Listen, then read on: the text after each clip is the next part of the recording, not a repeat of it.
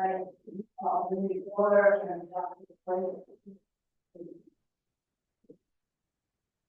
Allegiance to the flag of the United States of America, to the republic for which it stands, one nation, under God, indivisible, with liberty and justice for all.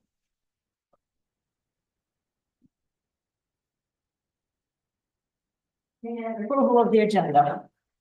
I have an RSU 21 Board of Directors update. Anything else? Put that on the committee and board reports. Anything else? Approval of the agenda as amended. Moved and seconded. Okay. All in favor? And public forum, public comment on non-agenda items. No? Okay, that's it. We're going over there. Approve the minutes of August 12th.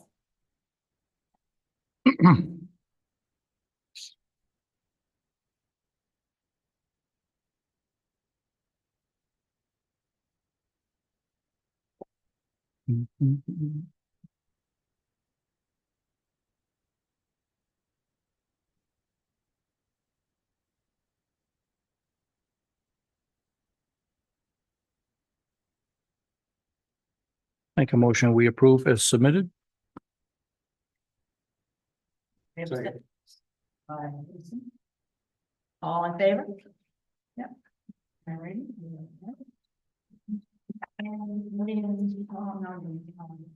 Committee and board reports, Dan? All right, this is an update of the Monday, August 19th. RSU 21 school board meeting. They started at 4:30. They were in executive session, and they came out of that, started the meeting. Consent agenda items. Nomination of Taylor Boucher, grade 4-5 teacher at KCS, salary of $54,926. Nomination of Allison Kellinger, kindergarten teacher, KES, salary of $44,313. Nomination of Ashley Burton, grade 2 teacher, MLD, $45,795. Nomination of Emily Murray, kindergarten teacher, KES, salary of $45,795. Nomination of Allison Cludia, grade 4 teacher at MLD, salary of $46,313. Nomination of Megan Began, pre-K teacher, KES, salary of $45,795. Nomination of Lindsay King, social worker, KHS SRS, salary of $55,281. Nomination of Amanda Palkovich, grade 1 teacher at MLD, salary of $49,602. Nomination of Scott Tomlinson, Kennebunk High School principal, salary of $125,000. Nomination of Gregory Matthew, ESOL teacher, salary of $66,528. Nomination of Holly Wright, social worker, SRS, salary of $52,231. Nomination of Theresa Rosen, Rise teacher, MSK, salary of $45,795. Nomination of Leah Roberts, nurse, KES, salary of $56,609. Resignation of Sarah Chadbourne, grade 1 teacher at MLD. Resignation of Ruben Christie, school counselor at SRS. Resignation of Scott Harrison, director of human resources. Resignation of Jill Parker, school counselor, KHS. Resignation of Lori Sakalis, grade 5 special education teacher at SRS. And resignation of Tad Richard Kane, STEM teacher at KES. Those were all approved. Public comment. So what they're trying to do for public comments is they block it off at 15 minutes. So if it goes longer than 15 minutes, then it requires somebody from the floor to make a motion, and it has to go through approval. So it got close to 15 minutes. Somebody made a motion, there was a little bit of discussion, but then the motion passed. And I don't think we actually went beyond the original 15 minutes, but there was a lot of talk on all the stuff that's going on in social media and the hiring of teachers and, you know, the financials, you know, it was voted to cut 400,000, you know, what's going on with that? Why are we still doing all this admin stuff? And there was a bunch of discussions about that. Finance director for superintendent's report, finance director talked about that $400,000 reduction. And it was supposed to be for system admin. And what they did is they were able to, there were some tech items, some costly tech items that they were able to purchase under last year's budget. So they were able to do that. They also took out a bunch of money for legal, hoping that they don't need to use them. If they do, then, you know, per state, just like we do, they're allowed to transfer a certain percentage of money. They'll have to vote on that, but they're hoping that they don't have to use any of that. And that was that. Then there was human resources. Dr. Harrison gave his last update. He talked about the whole hiring process, because there was a bunch of that discussion going on during the public comment. So he talked about the whole hiring process. He talked about the modernizations of all the systems that had happened. And when it comes to how many openings that there are, the RSU right now has 31 openings, which is the lowest around all of us. He named off a whole bunch of different schools around in Cumberland County, York County, and some of these had 50, 60 openings. So there was a ton of openings all around. So it's really not just an RSU 21 issue. It's all around us. Again, he gave an overview of the hiring process. In the 3 years that he's been there, they've had over 2,500 applicants. And there was questions that they asked him on, you know, what can we do to retain people? Why, you know, these people that are leaving, you know, do we do exit surveys? Do we do, you know, an exit interview? And they do provide an exit survey for everybody that leaves the district. And they do ask if they want to do an exit interview. Unfortunately, very few people want to do the exit interview, so they hasn't really got much data from that. And even the exit survey, there isn't a whole lot of data that he feels that they can grab onto. That was all on the superintendent's report. There were no committee reports. They'll start those in September. It's a new board. All the committees were all reassigned to everybody. They updated all the student handbooks. Those have all been updated. When it came to new business, usually by this time, the student reps have been identified, but because of the chair resigning and there was a lapse there, they kind of fell behind on the implementation of the student reps. They had 5 applicants. They sent out 2 invitations. One has accepted. The other one hasn't replied back yet. So I suspect that by the next meeting, we'll know who the student reps are. The board chair gave an update on some meetings that are coming up. For the Maine School Management Association annual meeting, there's a regional meeting on September 12th. There's a MSBA delegate assembly on October 19th. And then there's a fall conference on October 24th and 25th. And that's it. I didn't write down the time that we adjourned, but it wasn't all that late. And managers report. Yes, it's just some information I provided to you. First off, the status of the tax assessor. She is back in the office on a limited basis right now. Her focus obviously is to finish up the valuation data as of April 1st, so we can begin putting together the tax rate information, so we can have a meeting to set the rate. Should be working on that the rest of this week. I suspect that she's hoping to get it done by the end of the week. If not, I'm hoping it'll be the 1st of September, which has happened to us in the past, so I'm not too overly concerned about it right now. I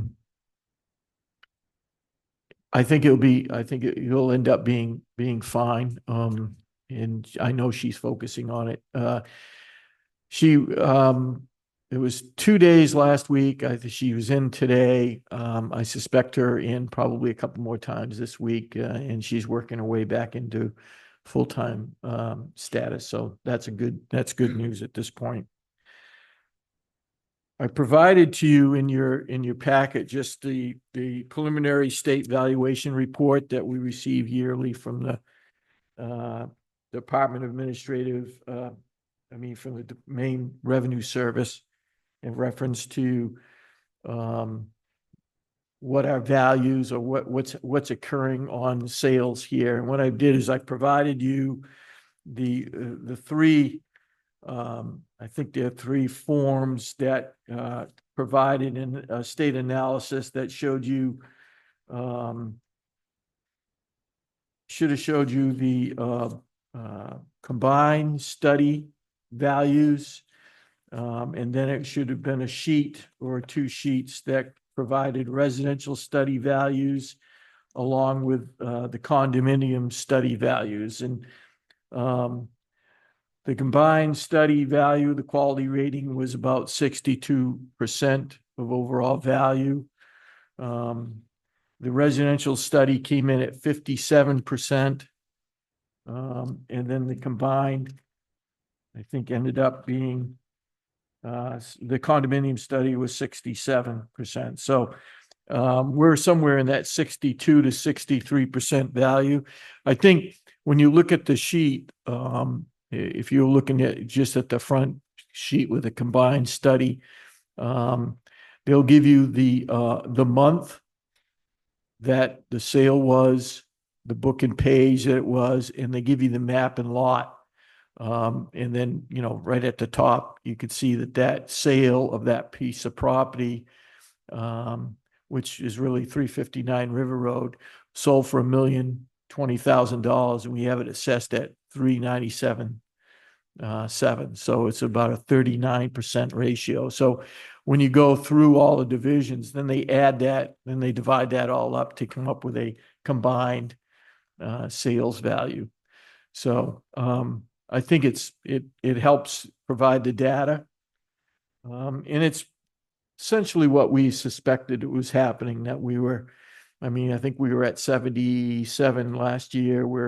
We're trending down a little bit more as we had anticipated based on the sales value that we're seeing. So the assessor gets this, she takes a look at it, and if there's any discrepancies that she views, she'll respond back to the Department of Revenue and indicate to them that may be something that we want to look at. But generally speaking, I think it pretty well is indicative of what's happening in our community.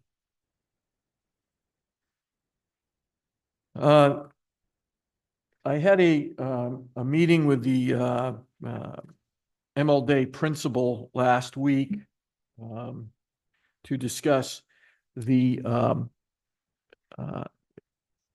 putting together an evacuation process or agreement, what they're going to do with their children in the event that all the schools they cannot go to the schools. So they're looking at providing this area as an evacuation site in the event that they have to temporarily move kids here and house them here until their parents can come pick them up. So we just took a quick view of the building. I shared with her, obviously, this room. And based on the amount of students they have at the MLD school, which is over 250 right now, even this room would be a little bit tight, but it would only be for a transitional period. So I'm going to provide her the layout of the building.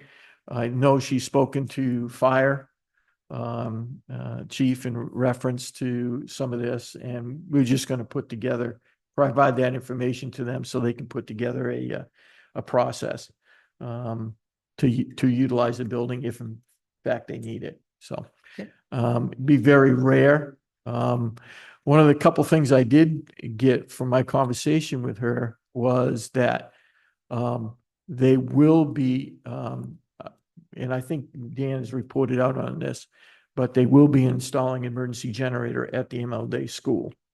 They're looking to, there'll be certain money coming from the school, and then the rest will be grant money through York County Emergency Management Funds to put it in. Once it's in, they're going to look at trying to establish the gymnasium as a evacuation site. In fact, if in fact they need it. So, which is probably a great idea. It's got good kitchen facilities and a large gymnasium for.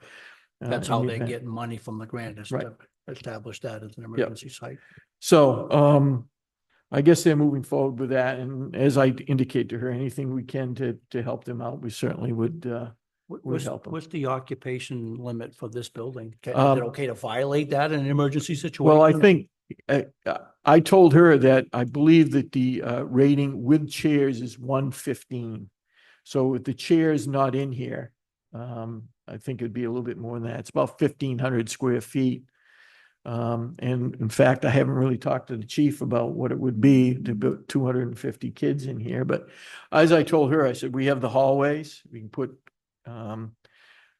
kids there for a temporary basis. It would be that they'd be notifying parents that the kids are at the Arundel Municipal Building. They would be coming in, picking up their children, who would be releasing them to their parents or guardians, whoever it be, and then be a process involved almost immediately once the evacuation was done. So the school buses would have to bring the kids from MLD to here. right.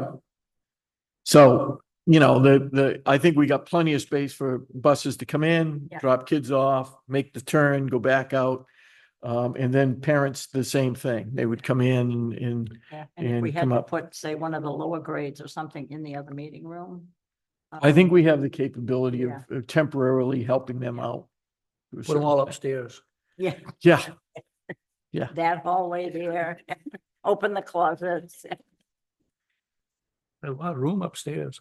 It's probably full of junk now, Yeah. but the other thing is that Terry had informed me that we had a tracked excavator that was dropped on Proctor Road and caused some damage to the end of Proctor Road where Glencoe Heights subdivision is going in. It's at the very end.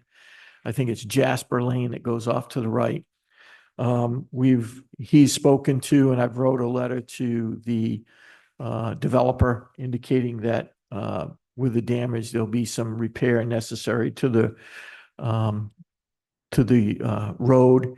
And we've coordinated that repair when and if they get ready, which they will, paving their road to get into their subdivision. So they've agreed to that. And we'll just follow up with some sort of written understanding. So we have that in the event that somebody forgets what they told us they were going to do. So anyway, and we had an incident that I guess a truck went off the road today up off of on Irving Road.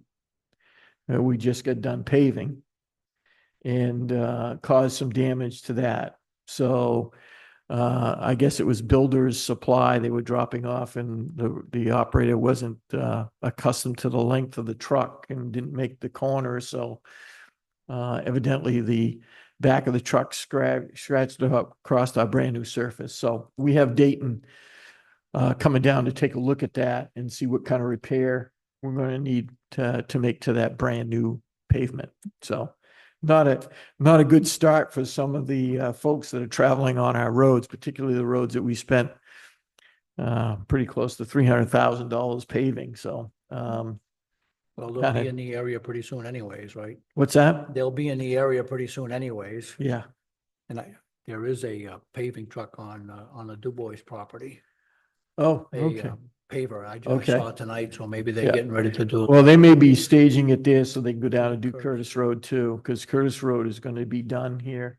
It, Um, are we gonna pretty soon. restripe that after he just striped that? Probably we'll have to restripe it, yeah. Yeah. Well, we didn't know. That's why we went ahead and Yeah. striped it, because we didn't know if we were gonna have the funds or the ability to get to that road this year, but we do, so. That's a good thing. Met with, last week I met with our planner, a contract planner from SMPDC, along with the executive director, Stephanie Carver, here in my office.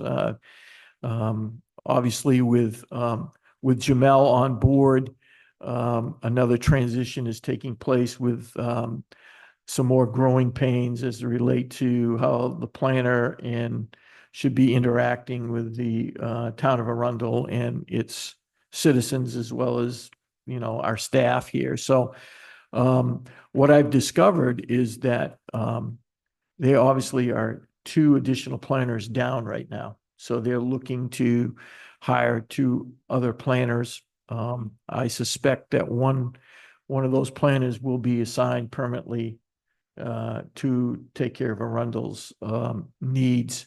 So there'll be a transition there. I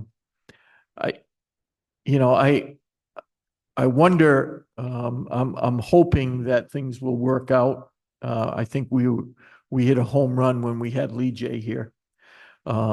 He was very, as I explained to both Stephanie and Jamel in my office, that he had fixed hours on Mondays. He was here. When I roll in at 6:30 in the morning, he was either in his car answering his phone or taking a quick nap before he came in, because he just traveled from Lisbon, Maine to get down here for the day's business. So that dedication, that may be over and above what some folks were doing or have been doing, isn't prevalent, I think, with and not necessarily that it's a bad thing. It's just the way Lee J did business, and he was very efficient at it. So I expressed my concerns that I would like to see a better presence, and we'll see how that works out. So I'll keep you informed as we go through the process. They seemed receptive, and we'll see how it plays.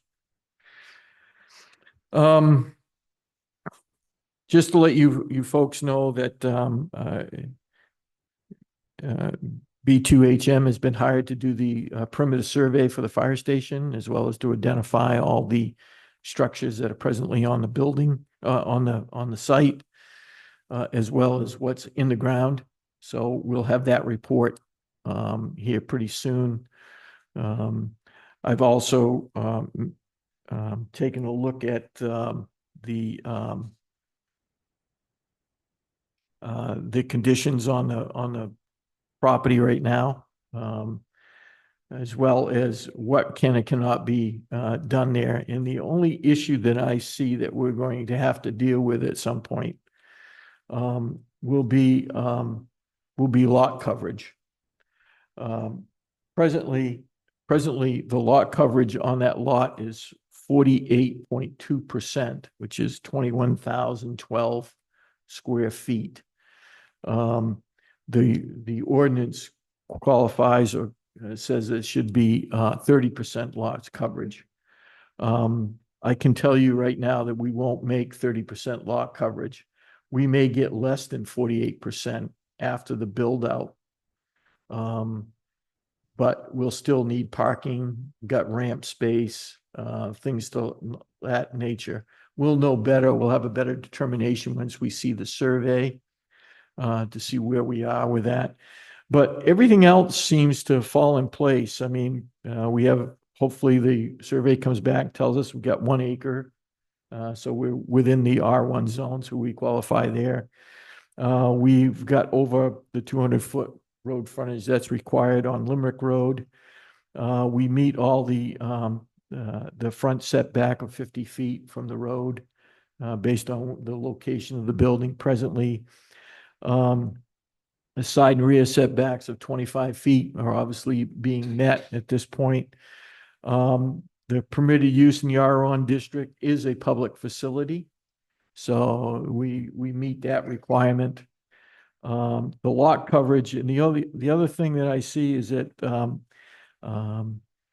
there's no site plan review that's required, because the municipal uses are exempt from that review based on the ordinance. So the only thing we're going to have to deal with and have discussions on will be the lot coverage. So, as soon as I get the survey, I think, Jason, didn't we talk about once we get that material that we want to send something on, or do we want to meet again as a group before you get a hold of Steve? Steve and I have met twice already, Okay. and we already have a floor plan designed. Okay. We're putting it into 3D aspect, 2D aspect. Okay, We'll have it for next meeting. And okay, great. Excellent. do Good. you know what the current lot coverage is? The current lot coverage, Is it that 48%? yeah. That's it's what 20 we're currently sitting at? Yeah, 21,000. That includes, what we have to do is all impervious areas have to be identified. So I measured both the front parking lot, the back parking lot, the entranceway, the ramps, all of that, as well as the square footage of the building. And that's what you come up with. I suspect that years ago when the school was there and meetings were being held, that the size of the parking lot was indicative of what was needed. I think that even with the new design, and Andy and I talked about this, I don't think we're going to need as much parking space once the new design is built. So I think that we may be able to reduce that total lot coverage to something smaller, but I don't think we'll ever get to the 30% coverage. So we need to understand that and be able to identify that. So. All right, because we're currently at like 4,000 square feet for an addition. So Okay, that's 10% of an acre roughly. I anticipated 5, so if you're at 4, we're in pretty decent shape, Yeah. so we'll see how it flushes out. Okay, good. Wonderful. Okay. That takes business. us through this. Yep, business RFP for gas, diesel and propane. We got, Yes, we got one, we got one. we got one. And that's Champagne. Yep, they're the only ones that responded. As she's opening it, so we can take a look at it, I can tell you who we sent them to.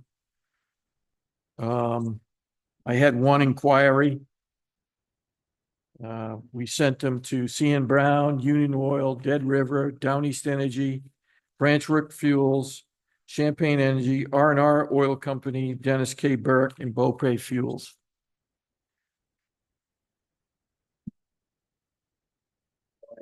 Yeah. Surprised you only got one. Well, I am too. All right, diesel fuel per gallon. Fixed markup over Portland OPIS rack posted price of 0.30100.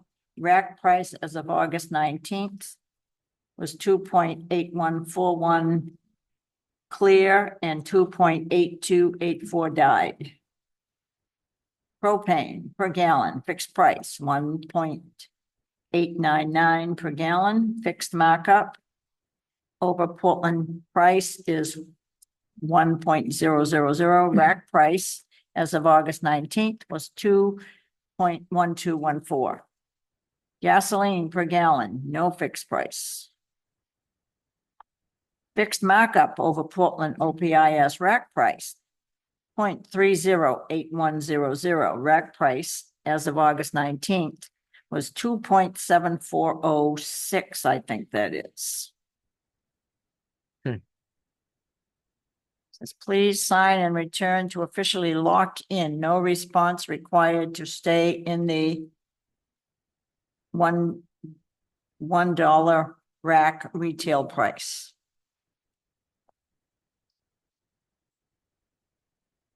Oh, that's propane.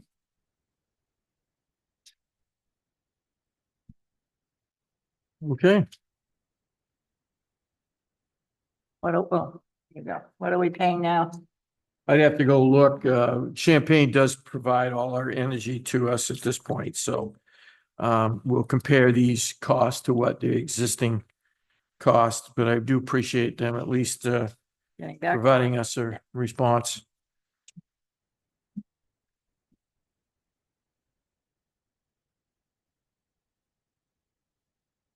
You need something from us today or? No, I didn't fill out anything on that front part either that shows that we opened that. It's on that front, the paper on the front. yeah. This one here. No. Oh, yeah. Yep, gotcha. Okay.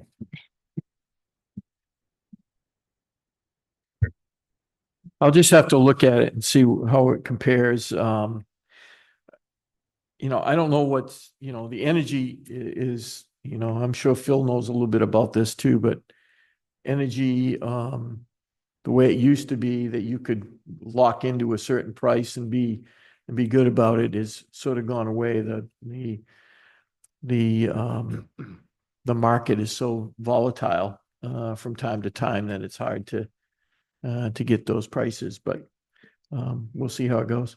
I mean, other than going back out again, we really don't have a Right. choice, right? Right. Then River will lock into a price per year. Okay. They Oh. do with us. I wonder why they didn't give me a bid then. Okay, Who does, Phil? Dead River. Oh, We- Yeah. If you come up with certain amount of gallons in a year usage, they'll lock in the price for whatever day you sign the contract. Okay, Whatever the price is on that day, they'll lock in for a year. But Yeah. you gotta give them a number of gallons. yeah, we provided that in the RFP. We put in gasoline at 2,500 gallons and we had a 500 gallon tank. We had the diesel at 12,000 gallons. Fire station propane at 1,500 and public works propane at 2,300 gallons. Then we have a standby generator, so I threw the standby generator in as well, which is done as needed. And we store 110 gallons there on an as needed basis. So whether that wasn't precise enough for him, Phil, and I may have to go back and look at those numbers again. Okay, I have a meeting coming up. yeah, send him my way. Okay, all right, good, thank you. Okay, the letter to MDOT Commissioner Van Note. Yeah, I provided you folks a copy of it, and I'm just seeking if it looks good. If it needs to be changed, I prefer to do it tonight so I can get you folks to sign it and then we can send it off to the state. So waiting for your suggestions and hopefully it meets your approval so we can go ahead and sign it right now.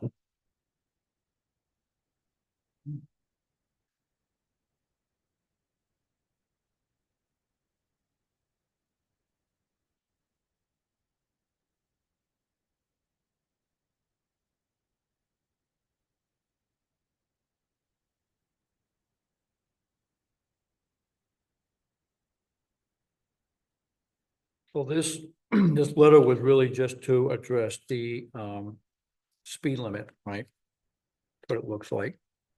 Well, it's to let them know that we talked about the intersections and that we agreed with their proposals relative to the signalization of Limerick Road as well as the turn lanes up to Trout Brook. And then we wanted one of the other things we wanted to emphasize was that to get the state to once again look at that relative speed from the top of the hill.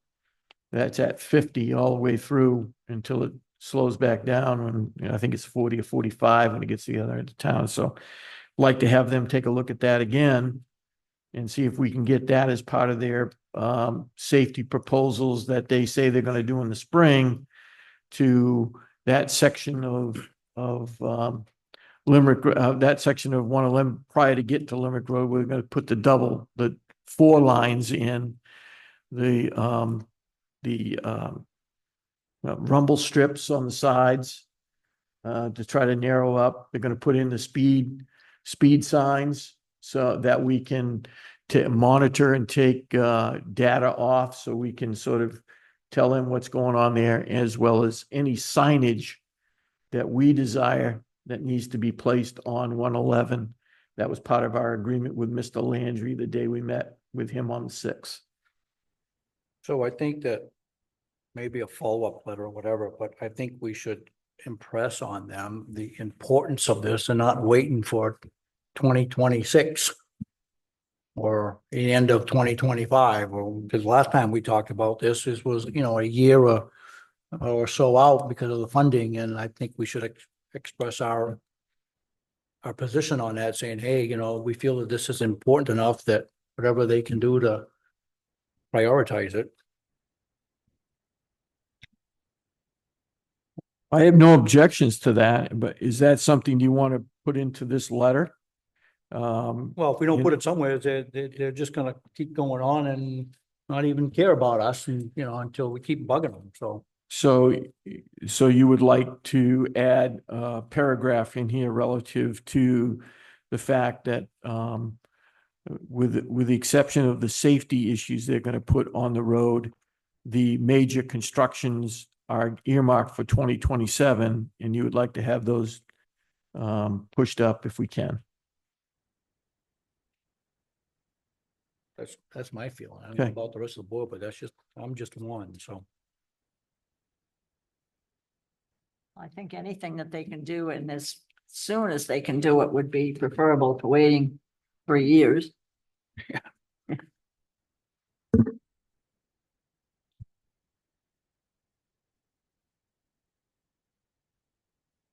I don't think it would hurt. Yeah. Just to add something. I think we could sign it tonight with just make a motion with you, adding, Okay, I don't think it has to be a whole paragraph, though. I think you could just include it in the closing sentence or something. Yeah, okay. And so if you make a motion that will add the construction language and then provide me the authority to sign, then I'll go ahead and develop a letter based on what here, but I'll sign it as opposed to having the select board sign it. That's okay? I'll make that motion. All right, Dan's made that a motion. Do I have a second? I'll second it. Yeah, Tom seconded that. All in favor? Okay, You got it. thank you. You're welcome. Okay, the liquor license for Vinegar Hill.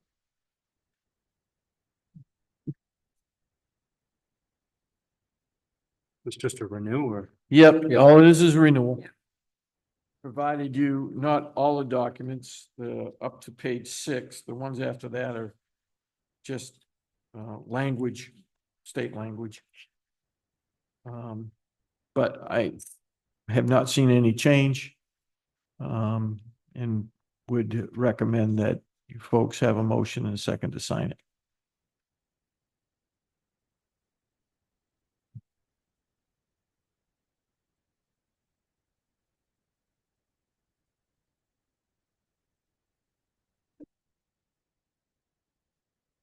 I'll make a motion. We approve the liquor license for Vinegar Hill.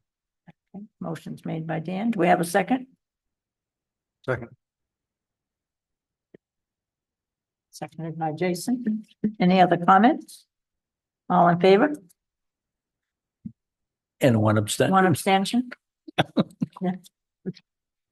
Sounded like signing.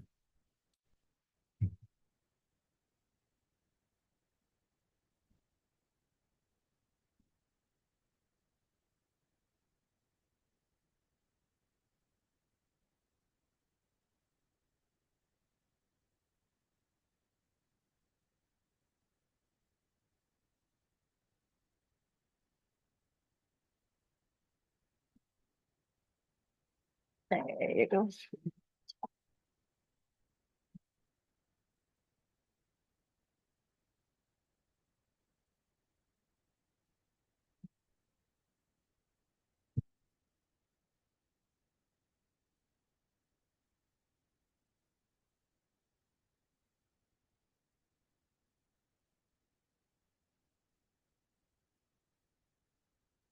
All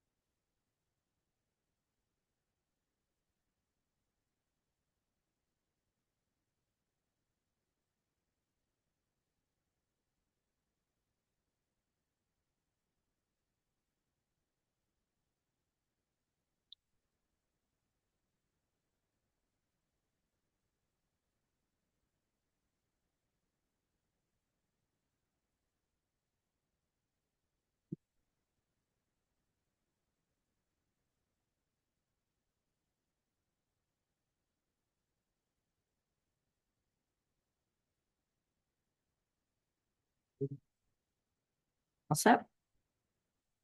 And we have payable warrants. Go move. Motion's made, seconded for the payable warrants. Dan and Jason.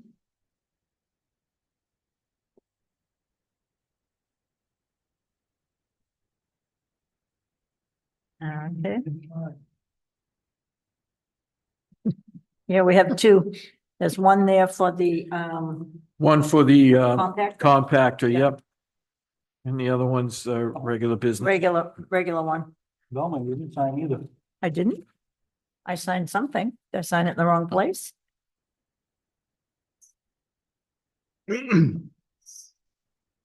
Yeah. You know what I did? I looked it all over. And then passed it on and didn't sign it.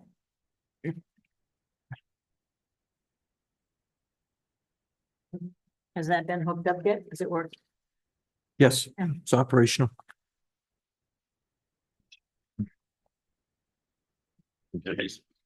Dan, I liked your announcement on Facebook today about getting their dump stickers turned in because, Last week, yeah, it wasn't shareable though. it's a private group. It's not shareable. You can't share it on Chatter and on the Yeah. three towns. But people can copy it and paste it on their Yeah. own.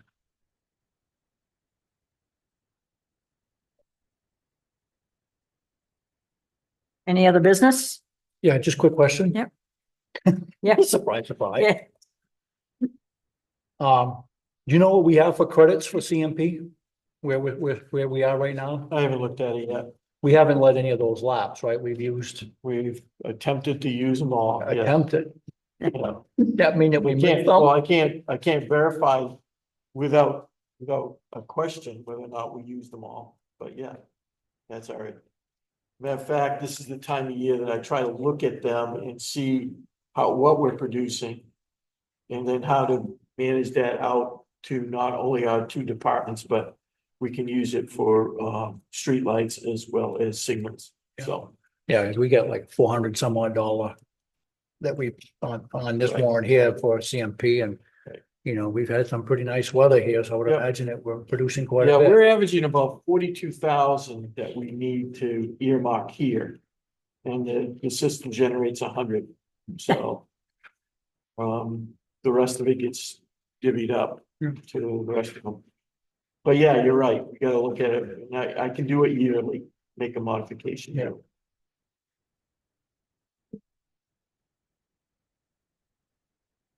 Anything else? Motion to adjourn, 7:43 PM. Second, motion's been made and seconded. Okay. All in favor? That's it.